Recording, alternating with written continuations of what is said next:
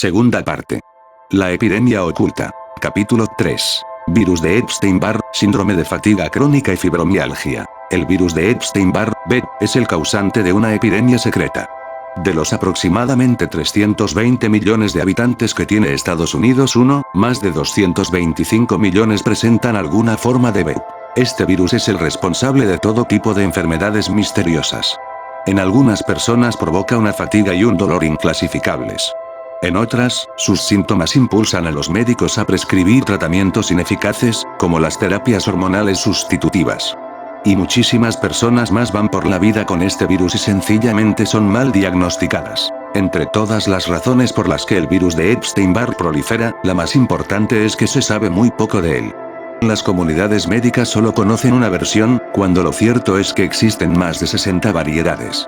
Está detrás de varias enfermedades debilitantes que desconciertan a los médicos.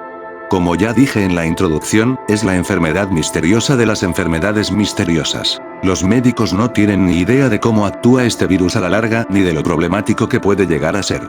En realidad, es la fuente de numerosos problemas de salud que hoy en día se consideran enfermedades misteriosas, de dolencias como la fibromialgia y el síndrome de fatiga crónica. El bebé es también el causante de algunas enfermedades muy importantes que las comunidades médicas creen comprender, cuando, en realidad, no es así. Las enfermedades tiroideas, el vértigo y los acúfenos. En este capítulo vamos a hablar de cuándo surgió el virus de Epstein-Barr, de sus vías de transmisión, de cómo actúa para provocar un caos del que no se habla en fases estratégicas de las que nadie sabe nada y de los pasos, jamás revelados anteriormente, que podemos dar para destruirlo y recuperar la salud. Los orígenes y las vías de transmisión del Epstein-Barr. Aunque el virus de Epstein-Barr fue descubierto por dos médicos brillantes en 1964, ya había empezado a actuar a principios del siglo XX, más de medio siglo antes. Las versiones iniciales, que siguen estando entre nosotros, actúan de una forma relativamente lenta y es posible que no provoquen síntomas perceptibles hasta las últimas etapas de la vida. Además, sus efectos son solo levemente perjudiciales. Muchas personas tienen estas cepas de B no agresivas. Por desgracia, a lo largo de las décadas el virus ha ido evolucionando y cada nueva generación se ha vuelto más peligrosa que las anteriores. Hasta la publicación de este libro, lo normal era que las personas que lo padecían tuvieran que soportarlo para el resto de su vida. Los médicos rara vez lo reconocían como causa fundamental de los múltiples problemas que genera. Además, no tienen ni idea de cómo combatirlo, aun en el caso de que lo hayan reconocido. Existen muchas formas de contraer el VIH. Por ejemplo, puedes contraerlo de bebé si tu madre está infectada. También puedes contraerlo a través de una sangre infectada. Los hospitales no lo buscan, por lo que cualquier transfusión de sangre supone un riesgo. Puedes incluso contraerlo comiendo fuera de casa. Es una consecuencia de la tremenda presión que sufren los cocineros para tener los platos preparados enseguida. Es habitual que se hagan algún corte en un dedo o en la mano, que se pongan una tirita y que sigan trabajando. La sangre puede entrar en la comida, y, si resulta que tienen el bebé en fase contagiosa, esto puede ser suficiente para que tú también te infectes. La transmisión puede producirse también a través de otros fluidos corporales, como los que se intercambian en las relaciones sexuales. En algunas circunstancias, incluso un beso puede transmitir el VIH. Las personas que tienen el virus no pueden contagiarlo todo el tiempo. Cuando más probabilidades tiene de propagarse es en la fase 2. Y esto trae a colación otro dato que hasta ahora no había sido revelado. El VIH atraviesa 4 fases. Fase 1 del virus de Epstein-Barr. Cuando contraemos el VIH, este atraviesa una fase inicial inactiva en la que permanece flotando en el torrente sanguíneo sin hacer prácticamente otra cosa que irse replicando lentamente para aumentar su población y esperar una oportunidad para provocar una infección más directa. Por ejemplo, si te agotas físicamente durante semanas y no das oportunidad a tu organismo para que se recupere, si permites que tu cuerpo carezca de nutrientes esenciales como el zinc o la vitamina B12, o si sufres una experiencia emocional traumática como una ruptura o la muerte de un ser querido, el virus detecta las hormonas relacionadas con el estrés y aprovecha la ocasión. El VIH actúa también en épocas de grandes cambios hormonales, como la pubertad, el embarazo o la menopausia. Una ocasión muy común es durante el parto, tras el cual la mujer puede percibir síntomas diversos, como fatiga, molestias y depresión. En este caso, el VIH no se aprovecha de la debilidad, sino del hecho de que las hormonas son una fuente de alimento muy potente para él y su abundancia hace que se dispare. Las hormonas que inundan el organismo son para el virus como las espinacas para Popeye. El BET tiene una paciencia inhumana. Esta fase 1 o período de fortalecimiento y espera de la oportunidad ideal puede durar semanas, meses o incluso una década o más, dependiendo de una serie de factores diversos. En esta fase 1 el virus es especialmente vulnerable. Sin embargo, resulta indetectable en los análisis y no provoca síntomas, por lo que normalmente la persona no es consciente de que debe combatirlo porque desconoce su presencia. Fase 2 del virus de Epstein-Barr. Al final de la fase 1, el virus de Epstein-Barr está listo para entablar batalla contra tu organismo.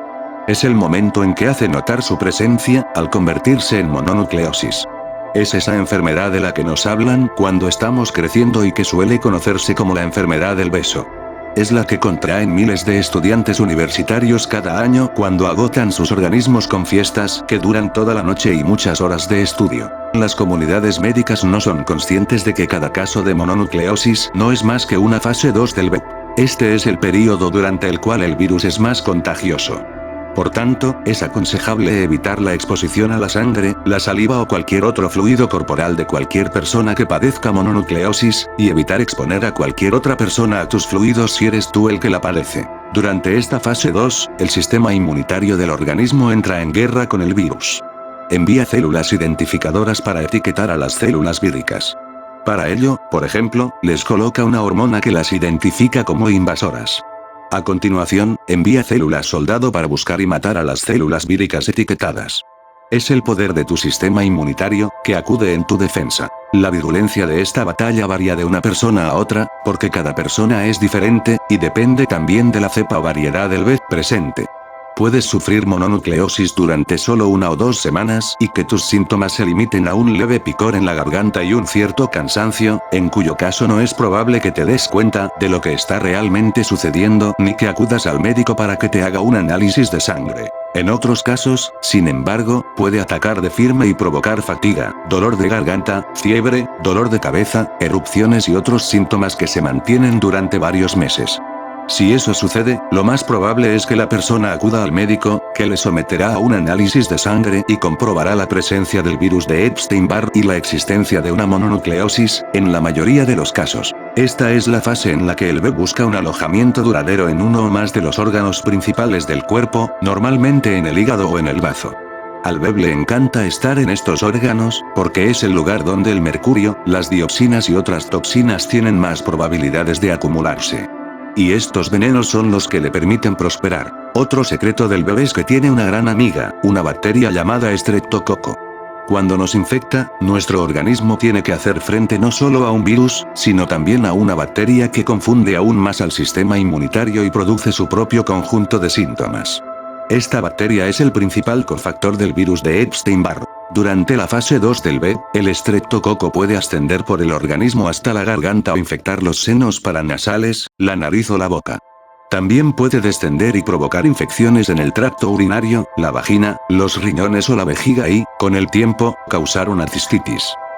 Fase 3 del virus de Epstein-Barr. Una vez instalado el virus en el hígado, el bazo o cualquier otro órgano, anida en él. A partir de este momento, en cualquier análisis que se haga buscando el Epstein-Barr aparecerán anticuerpos que indicarán una infección anterior que tuvo lugar cuando el virus estaba en fase de mononucleosis. En ese momento no se hallará el virus en el torrente sanguíneo. Esta confusión constituye una de las mayores meteduras de pata de la historia médica y es la rendija de la que se ha valido el virus para escaparse. A menos que ya hayas tomado las medidas que se explican en este libro para matar al BET, la cruda realidad es que el virus está vivo y sigue provocando síntomas nuevos, y eludiendo las pruebas. Esto se debe a que se encuentra oculto en el hígado, en el bazo o en algún otro órgano y todavía no se ha inventado la prueba capaz de detectarlo. Como el virus está escondido en los órganos, el cuerpo asume que ha ganado la batalla y que el invasor ha sido destruido. El sistema inmunitario regresa a su estado normal, termina la mononucleosis y el médico te dice que ya estás curado. Por desgracia, el virus de Epstein-Barr no ha hecho más que empezar su viaje por tu organismo. Si la variedad que tienes es la normal, el BET puede permanecer latente en tu organismo durante años, y posiblemente décadas, sin que seas consciente de ello. Sin embargo, si tienes una variedad especialmente agresiva, puede provocarte problemas graves incluso en la fase de anidamiento. Por ejemplo, puede penetrar hasta lo más profundo del hígado y del bazo y dar lugar a la inflamación y el aumento de tamaño de estos órganos. Una vez más, no olvides que el médico no sabe cómo conectar un VEP pasado con su actividad actual en los órganos. El virus crea también 3 tipos de venenos. El VEP excreta desechos tóxicos o subproductos víricos. Este dato es cada vez más significativo, porque el virus se sigue reproduciendo y este ejército en expansión no deja de comer y de excretar subproductos venenosos. Esta materia de desecho se suele confundir con las espiroquetas, unas bacterias capaces de dar falsos positivos en pruebas como los análisis para detectar la enfermedad de Lyme y provocar un diagnóstico equivocado de dicha enfermedad. Cuando muere una de las células del virus, lo que sucede a menudo, porque estas células tienen un ciclo de vida de 6 semanas, el cadáver es tóxico, con lo cual sigue envenenando el organismo. Como sucede con los subproductos víricos, este problema se agrava a medida que el ejército del VEP va creciendo y provoca fatiga. Los venenos que crea el VEP mediante estos 2 procesos tienen la capacidad de generar una neurotoxina, es decir, un veneno que afecta a la función nerviosa y confunde al sistema inmunitario. El virus segrega esta toxina especial en períodos estratégicos de la fase 3 y de forma constante en la fase 4 para impedir que el sistema inmunitario pueda detectarlo y atacarlo. Entre los trastornos que puede generar una variedad agresiva del VEP anidado en tus órganos están los siguientes. El hígado trabaja con tanta lentitud que no consigue eliminar las toxinas del organismo. Hepatitis C, el VEP es el principal causante de la hepatitis C. La lentitud del hígado provoca una disminución de ácido clorhídrico en el estómago y el tracto gastrointestinal empieza a volverse tóxico.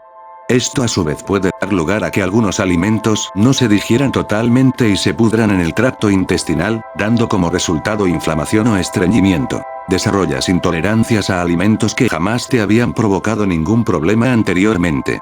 Esto sucede cuando el virus consume un alimento que le gusta, como el queso, y lo transforma en algo que tu organismo no es capaz de reconocer. El virus espera hasta que detecta la presencia de hormonas relacionadas con el estrés, que indican que te encuentras especialmente vulnerable, cuando, por ejemplo, tratas de abarcar demasiado, recibes un golpe emocional muy duro o sufres un golpe físico, como un accidente automovilístico, o hasta que percibe que estás sometido a un gran cambio hormonal, como el que se produce durante el embarazo o la menopausia. Cuando el virus está casi listo para atacar, empieza a secretar su neurotoxina.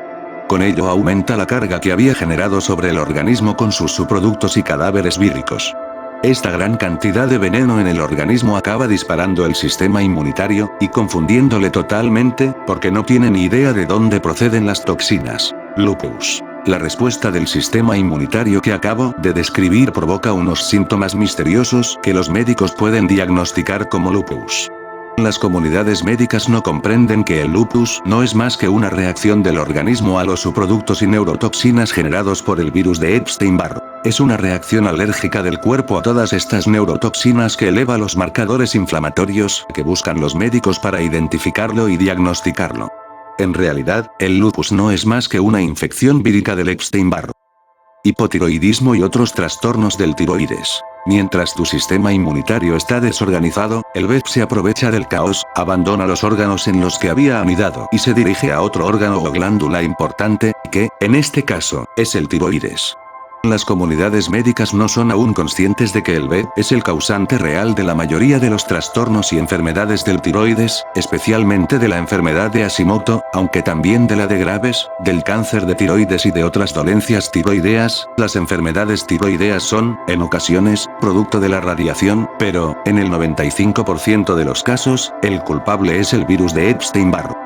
Las investigaciones médicas no han descubierto aún las verdaderas causas de los trastornos del tiroides y todavía faltan décadas para que descubran que el VEP es el virus que las provoca. Si un médico te da un diagnóstico de Hashimoto, lo que realmente te está queriendo decir es que no sabe lo que te pasa. Supuestamente, tu cuerpo está atacando a tu tiroides, una opinión que nace de la desinformación. En realidad, es el VEP, y no tu cuerpo, el que está atacando al tiroides. Una vez en tu tiroides, el VEP empieza a taladrar los tejidos. Las células víricas giran realmente como si fuesen taladros para penetrar hasta lo más profundo del tiroides. En este proceso, matan las células tiroideas y van dejando cicatrices en la glándula, lo que da lugar, en millones de mujeres, a un hipotiroidismo oculto que puede ser leve o muy extremo. El sistema inmunitario se da cuenta de lo que está sucediendo e intenta intervenir, con lo que provoca una inflamación. Sin embargo, entre la neurotoxina del B, los subproductos víricos y los cadáveres venenosos, y el bebé escondido en el tiroides, el sistema inmunitario no consigue clasificar al virus, con lo que le es imposible destruirlo totalmente. Aunque lo anterior puede sonar de lo más terrorífico, no dejes que te amedrente. Tu tiroides tiene la capacidad de rejuvenecerse y curarse si recibe lo que necesita. Y jamás subestimes el poder de tu sistema inmunitario, que, para cuando llegues al final de este capítulo, se habrá activado por el simple hecho de que por fin habrás conocido la verdad. Como último recurso, tu sistema inmunitario intenta aislar al virus envolviéndolo en calcio, para lo cual crea nódulos en el tiroides. Sin embargo, este procedimiento no daña al bebé. En primer lugar, la mayoría de sus células evitan el ataque y siguen estando libres.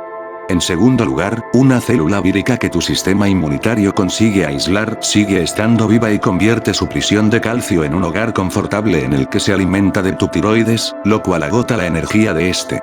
La célula vírica puede incluso transformar su prisión en un bulto vivo, denominado quiste, que provoca más tensión aún en el tiroides. Mientras tanto, estos ataques contra el B pueden dañarte a ti si no estás consumiendo suficientes alimentos ricos en calcio.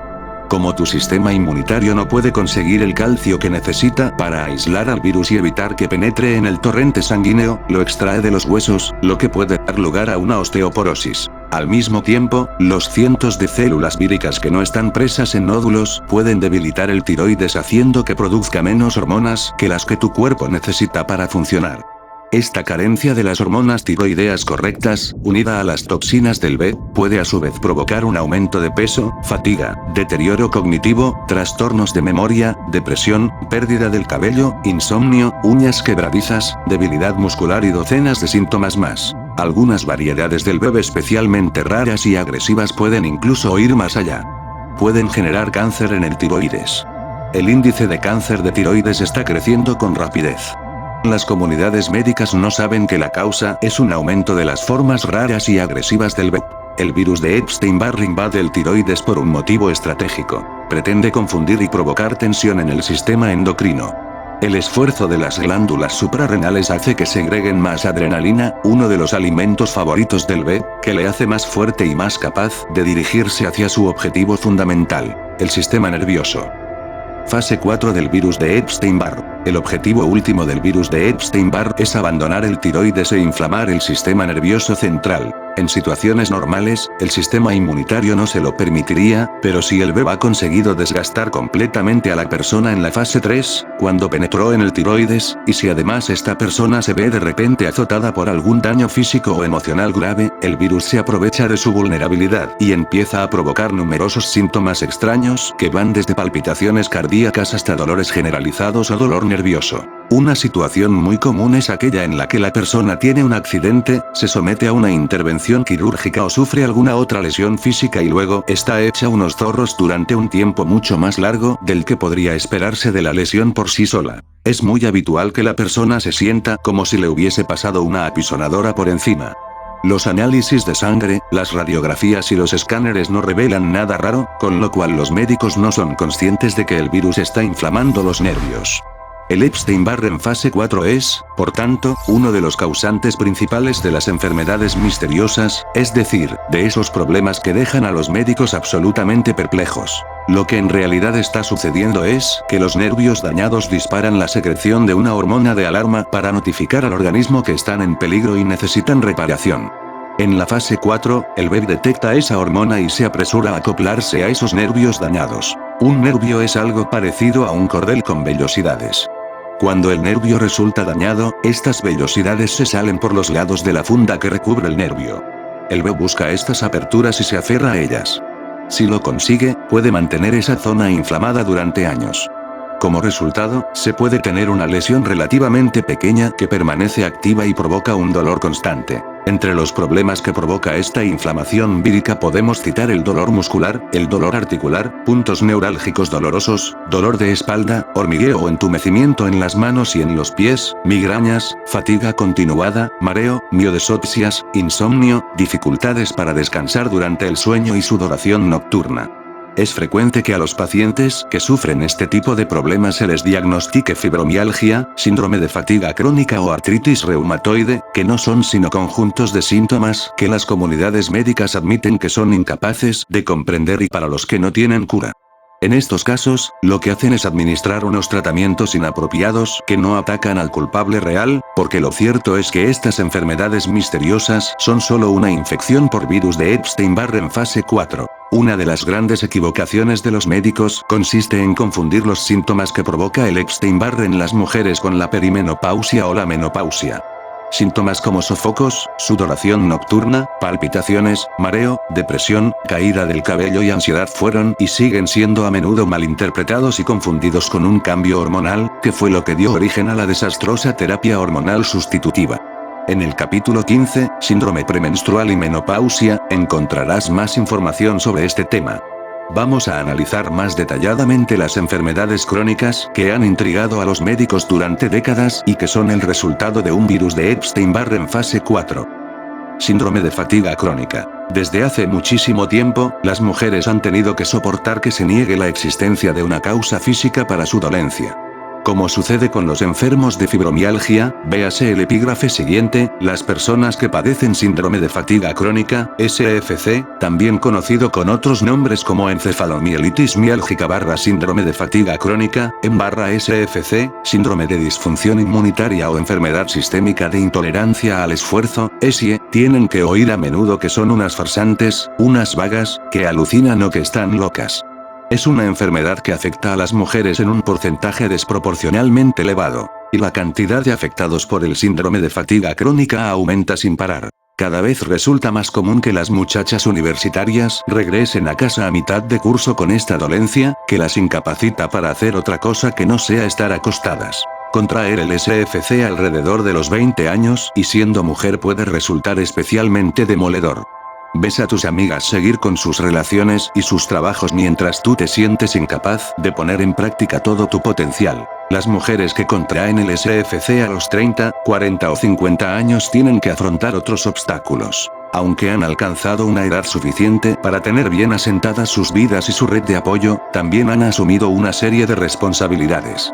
Lo más probable es que tengan que atender a su familia con dedicación plena y asumir más de lo que son capaces de afrontar, por lo que les abruma la presión de actuar con normalidad a pesar del SFC. Para agravar el aislamiento que sienten las personas de ambos grupos de edad, aparecen los sentimientos de culpabilidad, miedo y vergüenza que acompañan a un diagnóstico equivocado. Estoy seguro de que, si padeces SFC, en alguna ocasión te has sentido machacado por el sufrimiento físico y has tenido que escuchar a alguien diciéndote, pero si tienes un aspecto de salud inmejorable. Resulta descorazonador sentirse mal y oír a médicos, amigos y familiares decir que no te pasa nada. El síndrome de fatiga crónica es real. Es el virus de Epstein-Barr. Como hemos visto, las personas que padecen SFC tienen una carga vírica de B muy elevada que sistemáticamente afecta al organismo generando una neurotoxina que inflama el sistema nervioso central. Esto puede llegar a debilitar las glándulas suprarrenales y el aparato digestivo, y provocar la sensación de que se te ha agotado la batería. Fibromialgia. Hemos vivido más de 6 décadas en las que los médicos se han dedicado a negar categóricamente que la fibromialgia fuera un problema auténtico. En la actualidad, las comunidades médicas están aceptando por fin que es una dolencia real. Sin embargo, la mejor explicación que la profesión médica puede dar de esta enfermedad es que está provocada por un exceso de actividad de los nervios. En realidad, lo que esta expresión significa es que nadie tiene ni idea de lo que está sucediendo. No es culpa de los médicos. No existe ningún libro mágico que les diga qué es lo que puede ayudar a los pacientes con fibromialgia, ni cuál es el auténtico causante del dolor que padecen. A la profesión médica le faltan todavía varios años para descubrir la verdadera raíz de esta enfermedad, porque es vírica y se produce en una parte de los nervios que hoy en día los aparatos médicos son incapaces de detectar. Las personas que padecen fibromialgia se encuentran sometidas a un ataque muy real y debilitante, y el virus de Epstein-Barr es el causante de este trastorno. Ha inflamado el sistema nervioso central y todos los nervios del cuerpo, lo que provoca un dolor constante, sensibilidad al tacto, fatiga grave y un montón de síntomas más. Acúfenos. Los acúfenos, o pitidos en los oídos, suelen estar provocados por el BET que se ha introducido en el canal nervioso del oído interno, lo que se conoce como el laberinto. Los pitidos son el resultado de la inflamación y la vibración que el virus está provocando en el laberinto y en el nervio vestibulococlear, vértigo y enfermedad de Meniere. Los médicos suelen atribuir el vértigo y la enfermedad de Meniere a unos cristales de calcio, u otolitos, que se desprenden en el oído interno. Sin embargo, la mayoría de los casos crónicos se deben en realidad a que la neurotoxina del bebé está inflamando el nervio vago. Otros síntomas. La ansiedad, los mareos, la presión y el dolor en el pecho, los espasmos esofágicos y el asma pueden ser también producto de una inflamación del nervio vago provocada por el bebé. El insomnio y el hormigueo y entumecimiento de las manos y los pies pueden deberse a la inflamación constante que provoca el bebé en los nervios frénicos. Las palpitaciones cardíacas pueden ser el resultado de una acumulación de cadáveres víricos venenosos de bebé y de subproductos víricos en la válvula mitral del corazón. Si padeces bebé o sospechas que pudieras padecerlo, lo más probable es que la fase 4 del virus te resulte más que frustrante. Tranquilízate.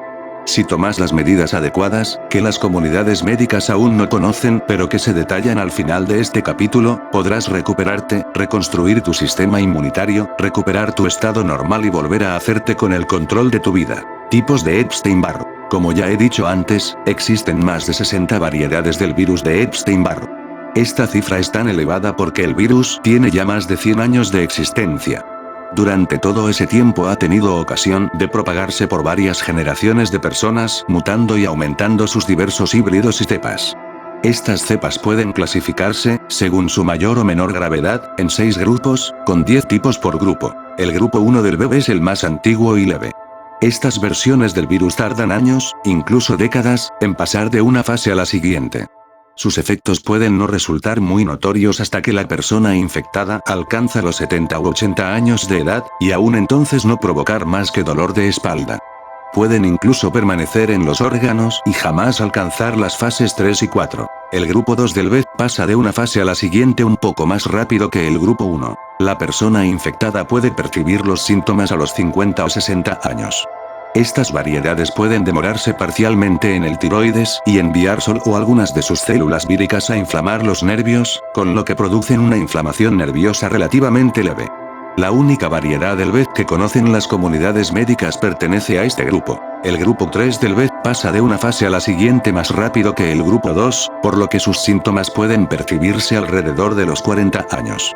Además, los virus pertenecientes a este grupo completan totalmente la fase 4, es decir, abandonan el tiroides para acoplarse a los nervios. Este tipo de virus puede provocar trastornos variados, tales como dolor articular, fatiga, palpitaciones cardíacas, acúfenos y vértigo. El grupo 4 del BED provoca trastornos perceptibles a edades tan tempranas como los 30 años. Su agresiva actividad sobre los nervios puede dar lugar a síntomas que se relacionan con la fibromialgia, el síndrome de fatiga crónica, el deterioro cognitivo, la confusión, la ansiedad, los cambios de humor y todos los provocados por los virus de los grupos 1, 2 y 3.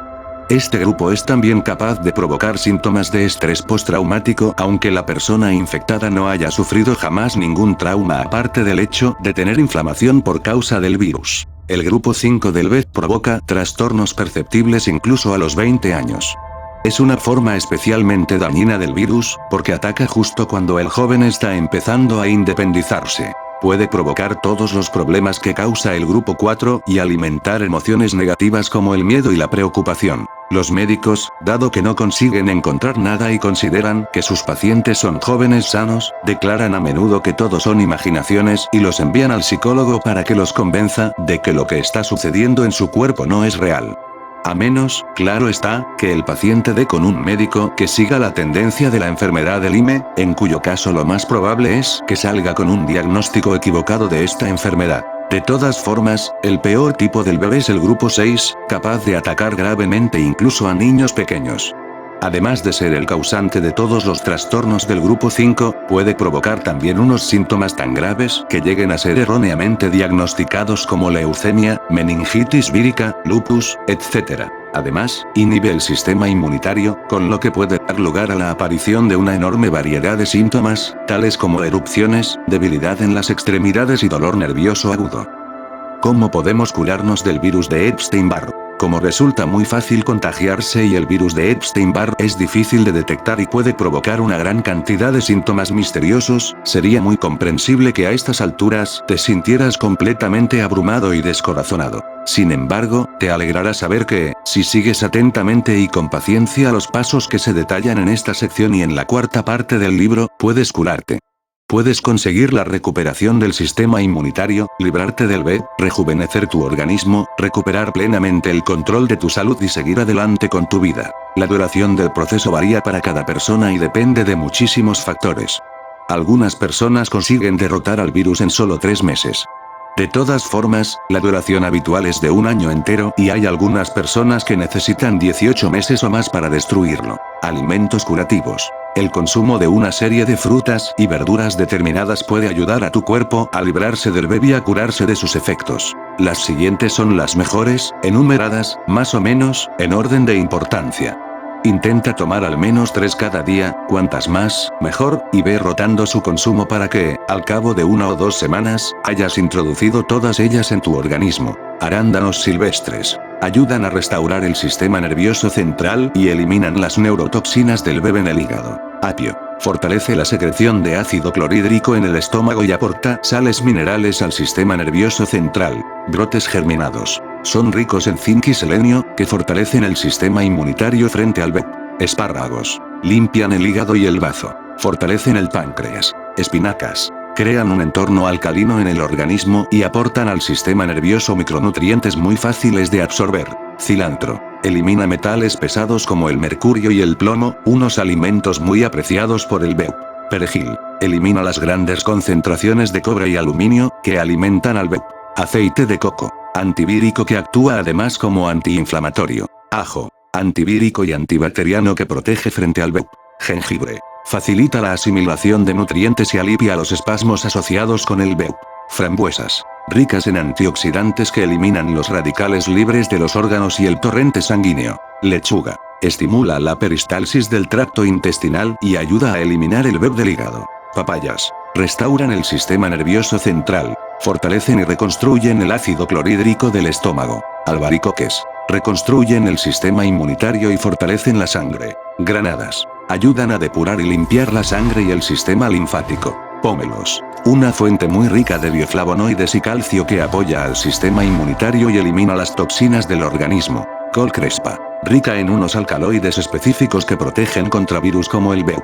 Batatas. Ayudan a limpiar y depurar el hígado de los subproductos y toxinas del VIH.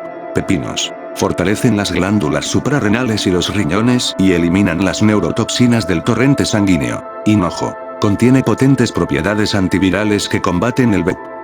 Hierbas y suplementos curativos. Las siguientes hierbas y suplementos, enumerados, más o menos, en orden de importancia, fortalecen aún más el sistema inmunitario y ayudan al organismo a recuperarse de los efectos del virus. Uña de gato. Reduce el VIH y cofactores como el Streptococcus y el Streptococcus B. Plata coloidal. Disminuye la carga vírica del VIH. Zinc. Fortalece el sistema inmunitario y protege el tiroides de la inflamación provocada por el VIH. Vitamina B12, como metilcobalamina o adenosilcobalamina. Fortalece el sistema nervioso central. Raíz de regaliz. Disminuye la producción del VIH y fortalece las glándulas suprarrenales y los riñones. Melisa. Antivírica y antibacteriana. Mata las células del VIH y fortalece el sistema inmunitario. 5. MTHF, 5, metiltetrahidrofolato. Ayuda a fortalecer el sistema endocrino y el sistema nervioso central. Selenio. Fortalece y protege el sistema nervioso central. Algas marinas rojas. Potentes antivirales que eliminan metales pesados como el mercurio y reducen la carga vírica. L-lisina. Disminuye la carga del VIH y actúa como antiinflamatorio del sistema nervioso central. Espirulina. Reconstruye el sistema nervioso central y elimina los metales pesados. Ester C. Fortalece el sistema inmunitario y elimina las toxinas del VIH del hígado. Hoja de ortiga. Aporta micronutrientes vitales para el cerebro, la sangre y el sistema nervioso central. Monolaurina. Antiviral. Descompone la carga del VIH y reduce los cofactores. Baya de saúco. Antiviral. Fortalece el sistema inmunitario. Trébol rojo. Depura el hígado, el sistema linfático y el bazo de las neurotoxinas procedentes del VIH. Anís estrellado. Antiviral. Ayuda a destruir el VIH en el hígado y el tiroides. Curcumina. componente de la cúrcuma que ayuda a fortalecer el sistema endocrino y el sistema nervioso central. Caso real. Una carrera casi perdida por culpa del Epstein-Barr. Tanto Michelle como su marido, Matthew, trabajaban en una empresa y cobraban un sueldo elevado. Michelle era la empleada estrella de su compañía y se propuso seguir trabajando durante el embarazo hasta el momento del parto. Cuando dio a luz, se quedó instantáneamente prendada de su hijo, Jordan. No podía sentirse más feliz. Ahora ya lo tengo todo, pensó, un trabajo que me entusiasma y una familia a la que quiero aún más. Pero el brillante futuro de Michelle empezó a nublarse por una fatiga que no conseguía quitarse de encima. Por muchas vitaminas que tomara o mucho ejercicio que hiciera, estaba constantemente hecha fosfatina. Acudió a su médico. Tras hacerle un reconocimiento, el doctor despejó sus preocupaciones. A mí me parece que estás estupendamente. Es lógico que, teniendo un recién nacido, te sientas agotada. Duerme más y no te preocupes. Michelle se propuso dormir más. Al cabo de otra semana, se sentía peor que nunca. Sospechando que pudiera tratarse de un problema posparto, acudió al tocólogo, que le tomó una muestra de sangre para hacerle un análisis completo que incluía pruebas de tiroides. Cuando recibió los resultados del laboratorio, el tocólogo diagnosticó correctamente que Michelle padecía una enfermedad de Hashimoto, es decir, que su tiroides había dejado de producir la cantidad de hormonas necesarias. Le recetó una medicación para el tiroides con el objetivo de devolver la normalidad a sus niveles hormonales. Michelle se sintió mejor con estas medicinas, aunque no tan bien como había estado antes del embarazo. Se había marcado el objetivo de regresar al trabajo un mes después del nacimiento de su hijo, pero comprobó que no le quedaba más remedio que posponer sus planes. Unos 6 meses después, la fatiga se había reproducido, y ahora mucho más fuerte. Fue entonces cuando empezaron las tribulaciones de Michelle. Muy pronto empezó a costarle un gran esfuerzo cuidar de Jordan. Matthew accedió a ayudarla hasta que se sintiera mejor, pero Michelle siguió empeorando. Además de estar cansada, empezó a sentir dolores, sobre todo en las articulaciones. Volvió al tocólogo y este le hizo una nueva serie de análisis. Los resultados no mostraron nada raro. Gracias a la medicación para el tiroides que Michelle seguía tomando, los niveles de hormonas tiroideas eran perfectos. Y lo mismo sucedía con todos los niveles de vitaminas y minerales. El tocólogo estaba perplejo, sospechando que los síntomas de Michelle pudieran estar relacionados con el problema de tiroides. El tocólogo la remitió a un importante endocrinólogo, el médico especialista en los problemas hormonales, que le hizo un perfil tiroideo completo y comprobó los demás niveles hormonales desde diversos ángulos. Al final, le diagnosticó una leve fatiga adrenal. Había algo de verdad en aquel diagnóstico. Las glándulas suprarrenales de Michelle estaban sobrecargadas por culpa del virus de Epstein-Barr, que se había activado durante el embarazo y estaba inflamándole el tiroides. El endocrinólogo le dijo a Michelle que intentara tranquilizarse y evitar el estrés. Siguiendo sus recomendaciones, Michelle rechazó los proyectos de consultoría en los que había estado trabajando como freelance desde casa.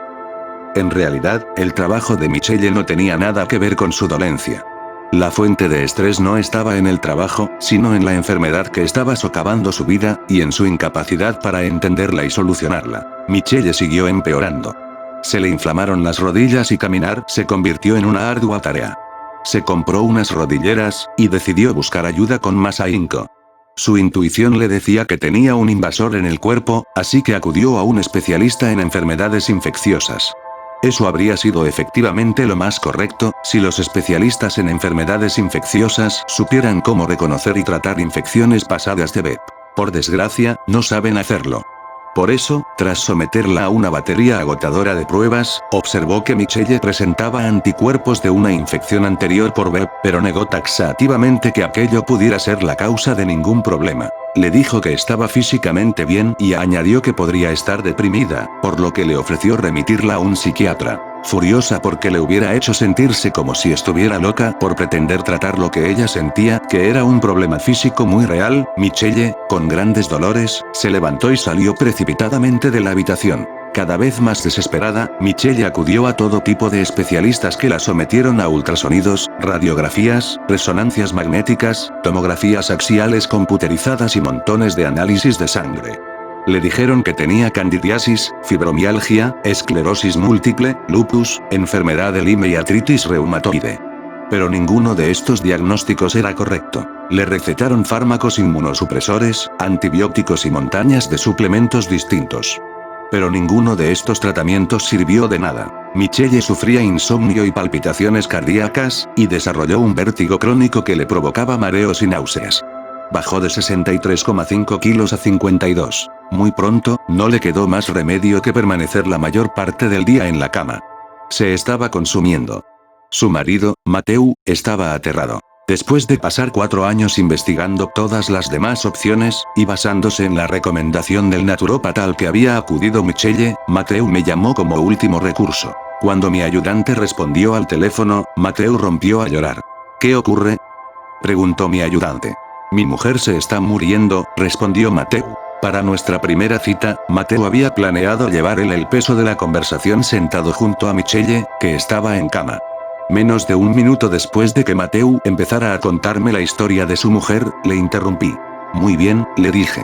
El espíritu me dice que es una forma agresiva del virus de Epstein-Barr. La neurotoxina vírica estaba inflamando todas las articulaciones de Michelle. El insomnio y el dolor en los pies eran el resultado de la inflamación constante de los nervios frénicos. El vértigo era debido a que la neurotoxina del bebé estaba inflamando el nervio vago, y las palpitaciones cardíacas eran provocadas por la acumulación de cadáveres víricos de bebé y subproductos virales en la válvula mitral. No os preocupéis, les dije a Michelle y Mateu. Sé cómo vencer a este virus. Michelle exclamó, con toda la energía que fue capaz de reunir. Sabía que era un virus. Fue el primer paso fundamental para su recuperación. Le recomendé un zumo de apio y papaya, estupendo para estimular a alguien que está en las condiciones de Michelle, con bajo peso, incapaz de comer y con un elevado número de células víricas. A continuación le di las recomendaciones de curación que figuran en este capítulo, una lista de suplementos apropiados y las indicaciones que aparecen en la cuarta parte, claves para alcanzar la curación. La dieta depurativa detuvo inmediatamente la alimentación del bebé. Al cabo de una semana se había reducido perceptiblemente la inflamación de las rodillas. La L-lisina eliminó el vértigo y los demás suplementos empezaron a matar las células del virus y a disminuir la producción de otras nuevas. En 3 meses Michelle estaba de nuevo caminando. Al cabo de 9 meses volvió a incorporarse a tiempo parcial a su duro trabajo en la empresa. Y a los 18 meses, el dolor y el sufrimiento que había padecido no eran ya más que un recuerdo. Había conseguido superar al bebé. En la actualidad, Michelle ha recuperado totalmente su salud. Rebosa energía y felicidad y ha vuelto a hacer malabarismos para compatibilizar su trabajo con su familia. Caso real. Acabar con la reclusión provocada por el síndrome de fatiga crónica. Cynthia era madre de 2 hijos. Poco después del nacimiento de su hija pequeña, Sophie, empezó a notar fatiga. Tenía que hacer acopio de todas sus energías para conseguir llegar hasta la noche, y solo a base de tomar cada vez más café lograba mantenerse en pie. Al cabo de pocos años tuvo que dejar su empleo a tiempo parcial en una tienda de ropa porque no tenía más remedio que echarse una buena siesta todas las tardes. Necesitaba ese descanso para disponer de fuerza suficiente para recoger a sus hijos cuando llegaban en el autobús del colegio, preparar la cena y ayudarles con los deberes. Observó que se estaba volviendo cada vez más irritable y que menudeaban las discusiones con su marido, Mark, que no entendía por qué estaba siempre tan cansada. Después de todo, las pruebas que le había hecho el médico no habían indicado nada malo.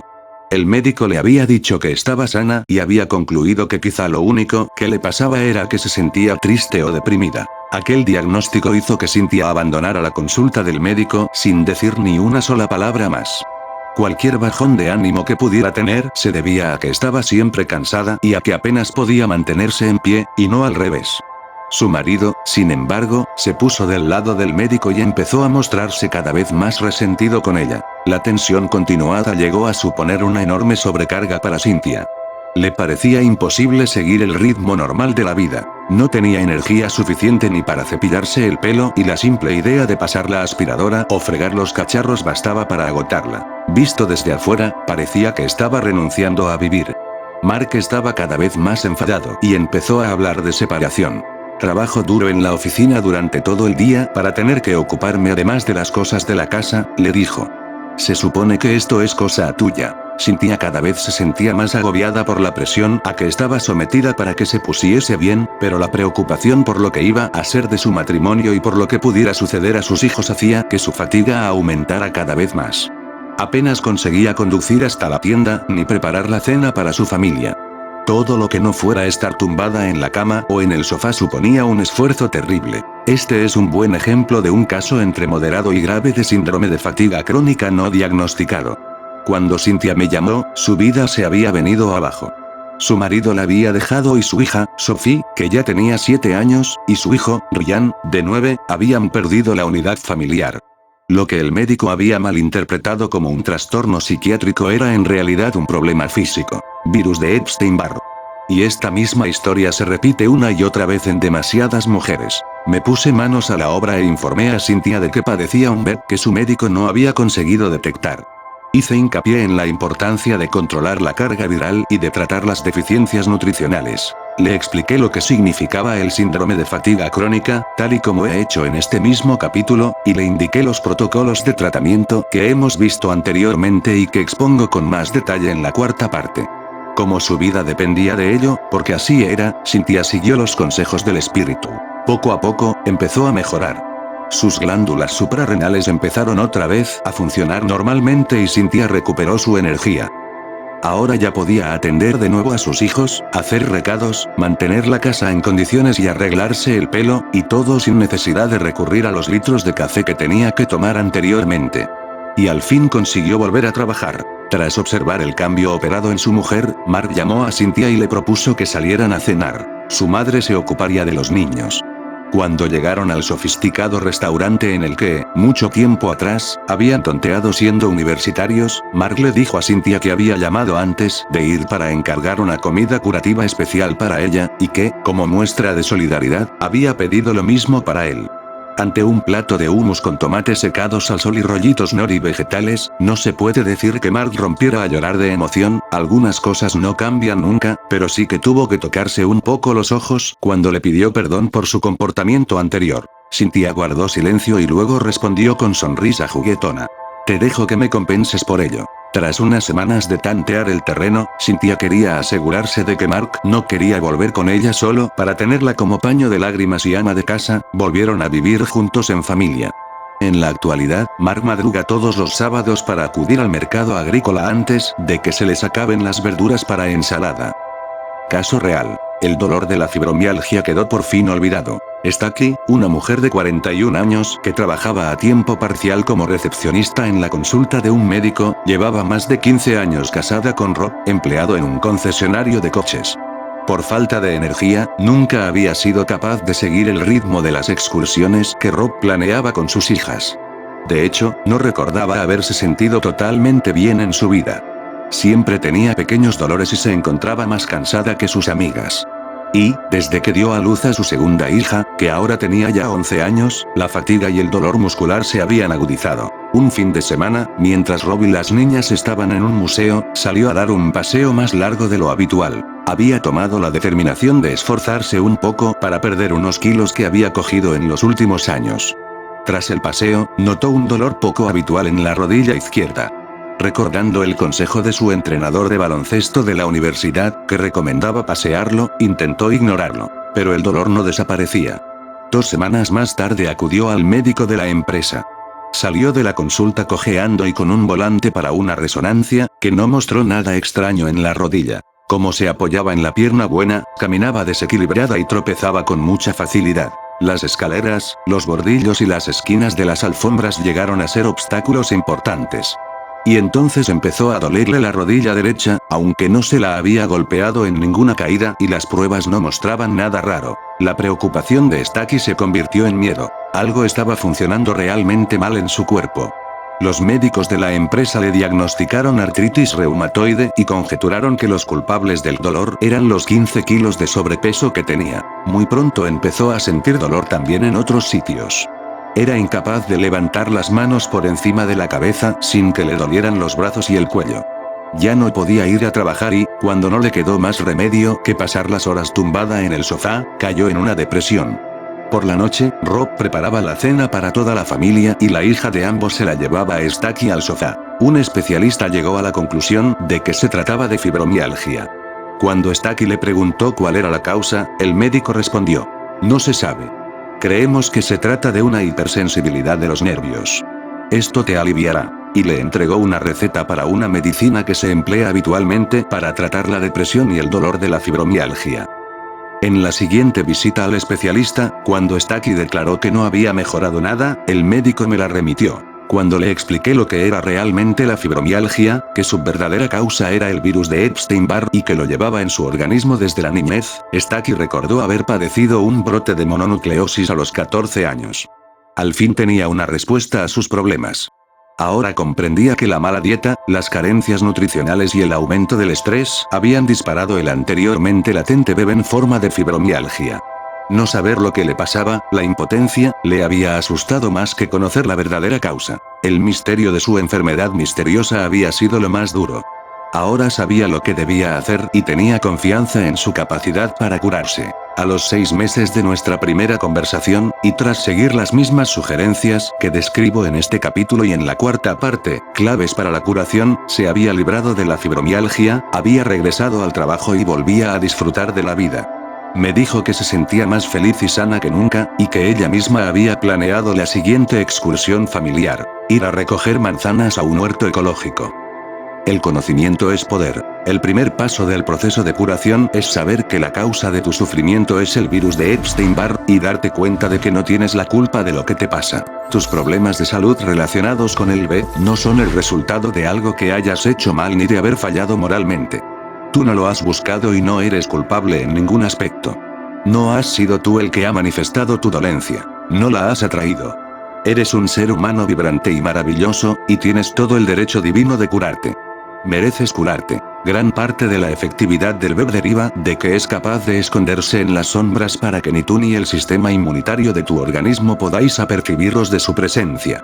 De ese modo no solo consigue provocar el caos sin que nadie se lo impida, sino que hace brotar emociones negativas como la culpabilidad, el miedo y la impotencia. Ahora tienes ante ti una perspectiva nueva.